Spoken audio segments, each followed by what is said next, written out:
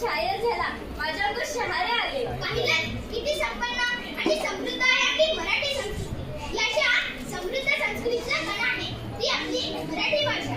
आता तर मराठी भाषेला अभिजात भाषेचा दर्जा प्राप्त झाला आहे. हो ना, माझी फक्त एकच विनंती आहे सर्व पालकांना व मुलांना की इतकी मौल्यवान वारसा असलेली आपली मराठी भाषा आणि मराठी शाळा यांना ऊस पडू देऊ नका. आपल्या संस्कृतीचा वारसा म्हणजे पुढच्या पिढीला देण्यासाठी जपली पाहिजे, ही म्हणजे आपली मराठी भाषा. मित्रांनो, मी तर आजपासूनच कवी व लेखक यांची माहिती मिळवणार आहे.